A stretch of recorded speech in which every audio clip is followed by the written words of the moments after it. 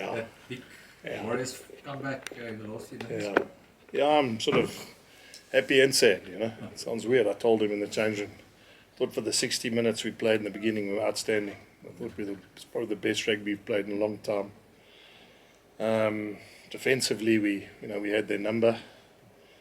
I just think, it's obvious, which I'm going to tell you now. I just got naive at the end with our players, and we started kicking contestables when we had the game set and matched, and all of a sudden keep them in the game instead of kicking it out and giving them the line out, which we could. And that takes up time. All of a sudden we start giving them the ball on the halfway line, and that's what they wanted. And the intercept too. We didn't need to play there. We could have. I sort of hate myself for saying this to you, but we could have been conservative at the back end of the game, and it's one of those challenges you have because we're such a good attacking team. And if we had scored, say we had dummied there and scored, then people would go, "Geez, this incredible play." So I don't want to be hard on them. I just think it's a really good example of when we've got to have leadership on the field to call what we want to try and execute. I mean, I'll give you an obvious one. Right at the end, we nearly scrum them for a penalty. Then we get the ball out. If we just make that pass to Chris Smith and he kicks the ball long down the field, they've got to run 80 meters to score points, and that was highly unlikely. So now we carry the ball, we turn the ball over, they get a point for a breakdown. But now it's uninteresting because if he had kicked it and they had counterattacked and they scored, I would have said, why didn't we carry the ball to the middle of the field, hold on to it and kick it out? So, but that's why I sort of challenged the leadership now to say, let's meet Monday and go through scenarios where if we're in the same situation in big games, so we have a theory and I suppose a game plan that everyone's on board. Well, I mean, when you're 37-10 up, I guess you can play with freedom, but you need to. You can, but I mean, maybe we should have gone for the corner then. But then what happens if we'd gone for the corner? Game's over because we finished them up. If we don't score there and they break away, then all of a sudden people say take the 3. So all I'm saying for me, Kobus, is there's no right and wrong. I just want the players to be on the same page. The reason they didn't kick the ball in the last play is because they were going to do that on the scrum before that. And then as it turned out, a minute went and there was 40 seconds left, and I think they then changed their call. That's why no one was in that breakdown, because I think guys like Harold and David and that thought we'd give it to Chris, kick it, stay behind the ball, put them under pressure. And when Nizam ran away from his supporters and we never got there, and they counteract. But all I'm saying is, so whatever the message is and whatever the clarity is, we just need to make sure that we're on the same page. So I said I sort of sound sort of ungrateful, but we would have taken 5 points against a team that's top of the table. We would have at home wanted to get our campaign into a place where we can still control our own destiny. And if they'd got 2 points, I suppose they too would have taken the 2 points if they'd come to Loftus. I'm not sure what Franco said, but I think that I wouldn't be surprised if he said 2 points is a good return considering where they are as a group. Jake, I mean, you mentioned now that there was that one instance of perhaps not being on the same page, yes, with Nizam now and stuff, but I suppose he also showed the value of experience, in that game as well. It was his burst that led to Kanan's try, and he got that turnover that, Chris popped over, so you must be quite chuffed that you have these to have these guys in the bank, so you have an emerging leadership group, but you have these old veterans, as they say. But you'd also admit having Ruan Nokia there running the line out for 60 and then not jumping in the last 20 minutes is not because they're not good enough. Because when he wasn't here, Reinhard Ludwig was calling the lineouts perfectly. And all of a sudden he comes on as a reserve. Pressure's different, contesting's different, and also we don't even get up in the air.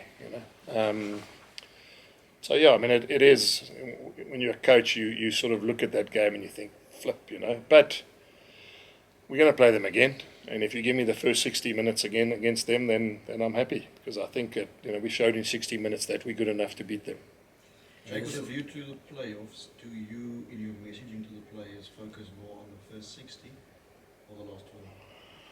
Probably a bit of both, Liam. To be fair, I think you got to take the positive out of that. 60 was outstanding. We're talking about an international team there, boys. I mean, so again, I don't want you to think that Glasgow is just another rugby team. You know, I mean, there are a lot of international players playing in that team, and we still, I've said it many times to you, Liam, so far behind in terms of experience. You know, we've got guys playing 50 URC games in our team now. It looks like an incredible milestone. They've got guys who've played 200, 300 times for their club. Maybe 50 tests or more for their country. So yeah, I mean, I'll take the good of the 60, but I think the learnings of the last 20, and the learnings are not only theirs, the learnings are ours too. When do we put them on? Which situation do we put them on? If they're in that situation, should we maybe wait a bit longer? You know, whatever. You know, so it's not, the learnings aren't one-sided. The learnings are also as a group. I mean, we had an international flyer on the bench we didn't put on, and he played in Scotland. I just said to him today, you know, it was so loose and it was so disorganized. What I didn't want to do is make it even more by putting another reserve on. You know, and that's not because of him. It's just because the cohesion of having players that have played together becomes even less. Jake, just on that first 60, during the week there was a lot of talk about the tempo at which the Warriors play. Yeah. And your guys were sort of hammering home the mantra during the week that the best way to control that tempo is by controlling the game, controlling possession especially, and it seems that first 60 you guys did that. We did. Outstandingly well. I mean, I think the set pieces and especially the line-up. Yes, was very good. Yeah. Very good. Although, Ken, I must say, I had the ref's mic in my ear, because I mean, obviously I have access to that.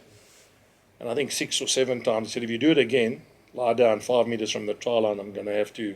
But it didn't happen. So, I mean, every time we got to 5 yards from their try line, someone lay down. You know.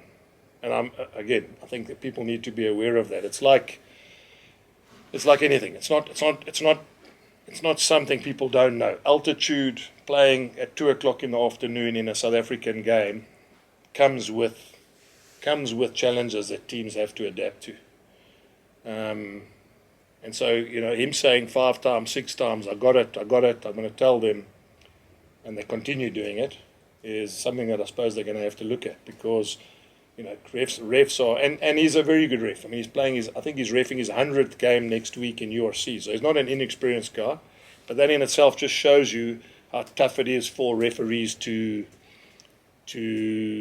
make those calls. I understand. It's not like something.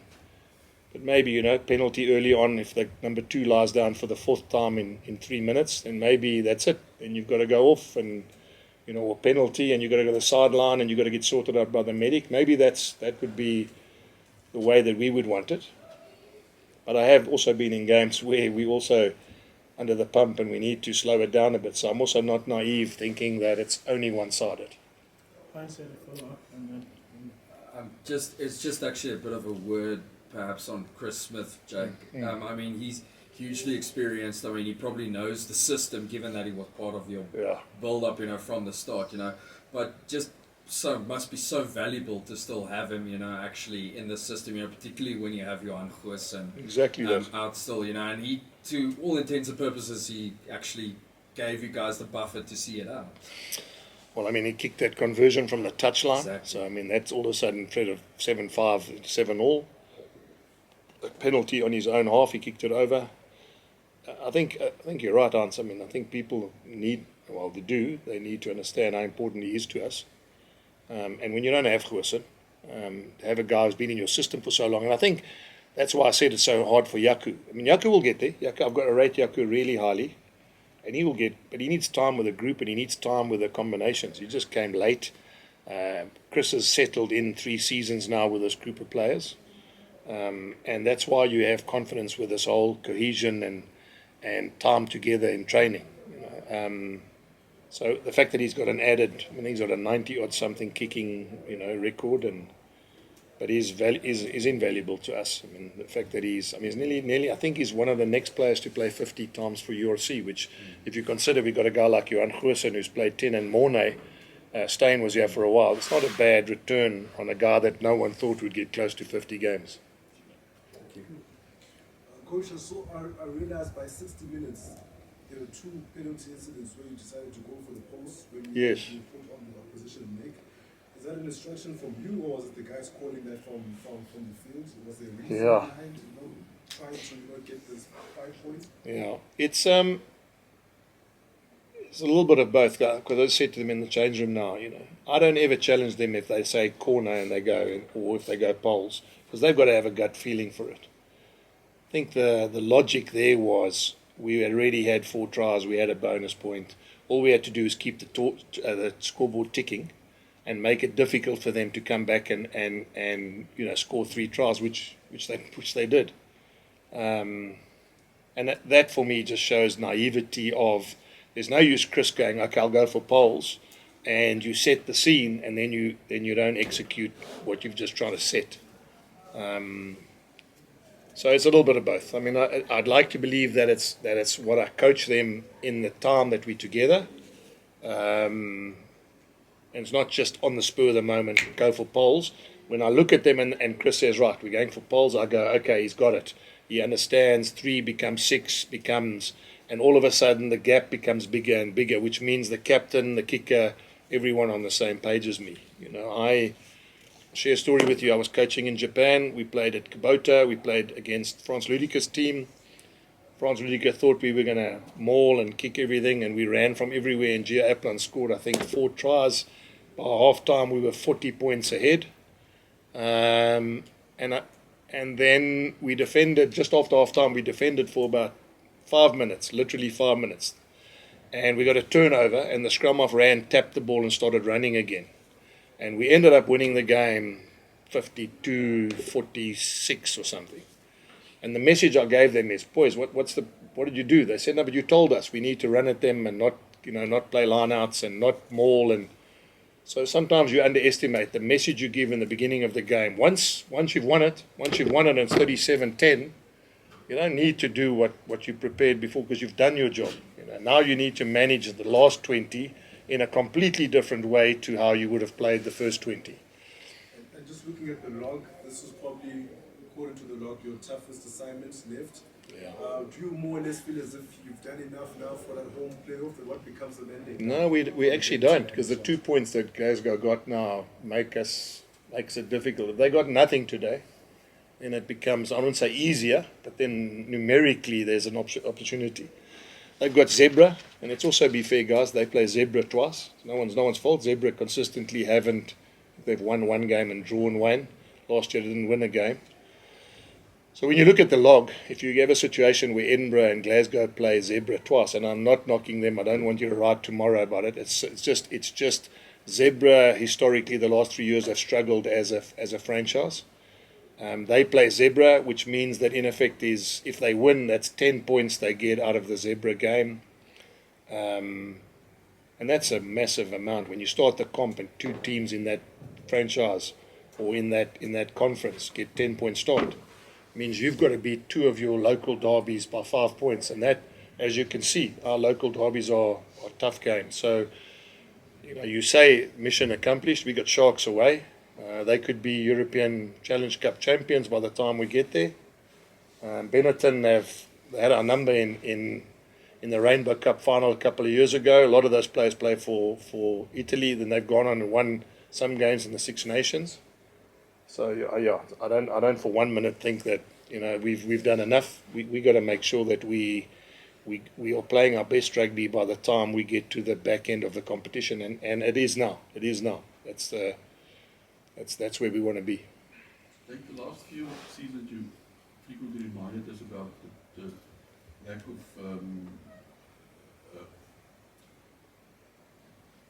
what do you call it?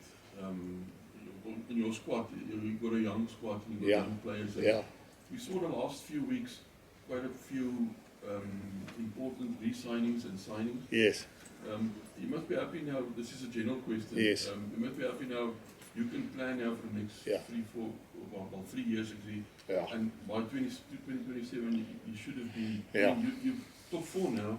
So where will you be? Yeah, we want to be consistently one of the best teams in this competition every year. And you're right, Chris. I'm very happy. A lot of these guys have signed till 2027. A lot of these guys, I said in the press conference during the week, we're very sure to ask the CEO, what is the club going to look like in 27? What are the coaches going to look like? Who's going to be running the club, etc. And so there's a massive amount of confidence when the club says that I'm going to be committed to the club for X amount of time. I think you'll also understand, you've sat in this room before, selfishly I can go, geez, I'm happy. I've got a contract till 27, 95% of this group are here till 97. But I think you would also agree that what the Bulls, the board, the CEO, the president want is they don't want in 2027 to have the crackerjack team, and then in 2028 we start from zero again. And you saw what happened: 2-7, 2-8, 2-9. Victor, Bakkies, Farid Dupriya, in that glory team that they had that won everything, and it took them 10 years to win another competition. So it's exciting time at the Bulls. It's exciting to see that guys want to stay in South Africa. It's exciting that they want to be part of the Bulls. So you're right, I'm very happy with that. But it's not going to just happen because they stay here.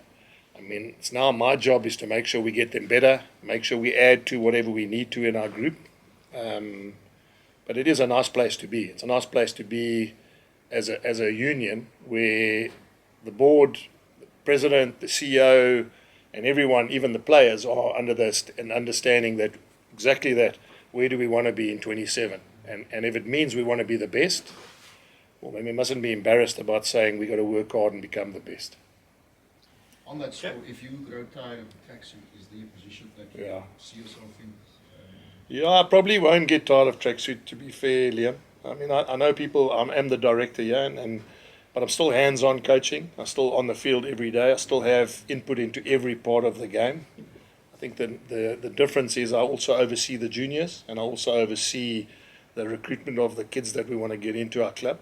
But I don't think I'll get tired of getting on the rugby field, and especially because I've walked a little bit of a road with these guys. And I was, funny enough, before the game, I asked Krobbies and Ruan Nokia, how old were you when I got here? And one was 21 and one was 22. One wasn't even married and is now married. By the time I leave, he'll probably have a baba. So that's also part of the journey of where we want to try and get to as a club. And it's a little bit of deja vu for when I joined the box. When I joined the box, John Smith became a really young national captain. And the team grew. Skalkberger was the best player in the world as a 21-year-old. Farid Dupriya was in his first test as a youngster, or second test. I didn't pick him. Rudolph did at the World Cup, but he would have been first test there.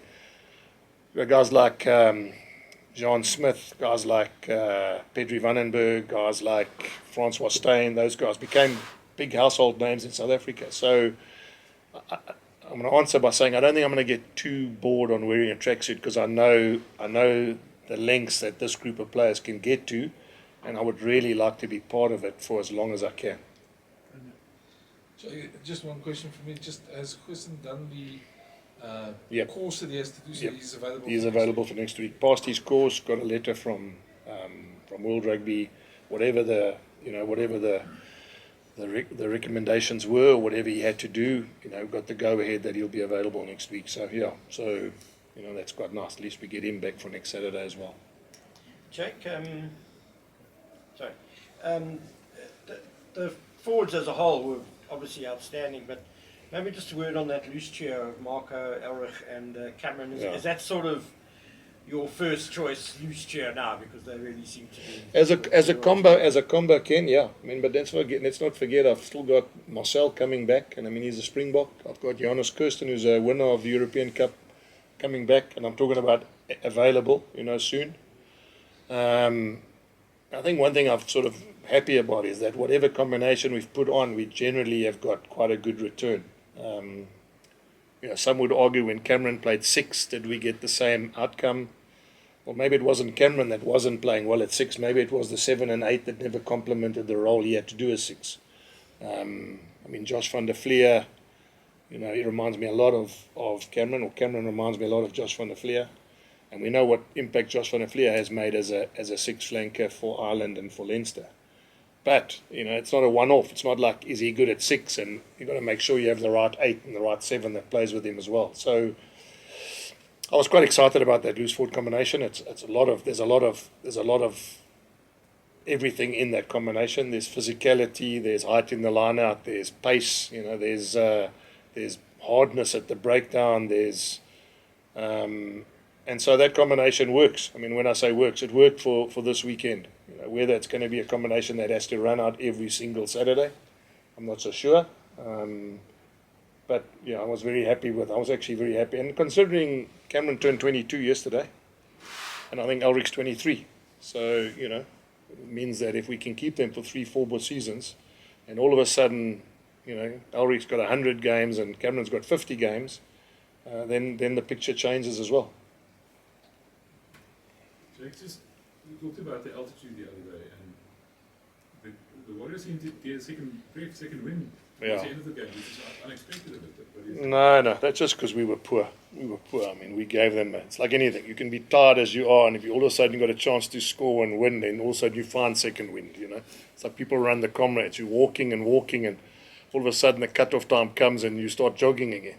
So it was part of, as I said to you, there's no doubt altitude plays a chance. I mean, 5 times their hooker laid down 2 meters from the try line. That's because of altitude. So I mean, it was part of it was what we did. We gave them the ball and we let them grow another leg, which happens in sport. But it is definitely an advantage. There's no doubt in my mind. If you play at 2 o'clock at altitude, it's going to catch you. We just probably never used it as best we could. We probably, when we had them by the throat, we should have finished them off. And in some ways that's naivety, some ways that's inexperience, some ways that's an experience of Glasgow understanding that, because they're international players. I mean, you can see when they started playing, they're not a bad team, and they can play. So it was a little bit of everything. But as I said to you yesterday, I mean, altitude is a factor. Sporting teams go to the Alps to train before Olympic Games for a reason. Your defence stepped up a bit today before the last bit. It was much better, I think. We conceded 4 tries, and if you consider, one was a silly read in the front of the line-out. And I say silly read because we practiced that, and Emmy probably got spooked a bit and left early instead of staying where he should have. And the second one was an intercept try. Yes, there were others, but I mean, those 2 you can control.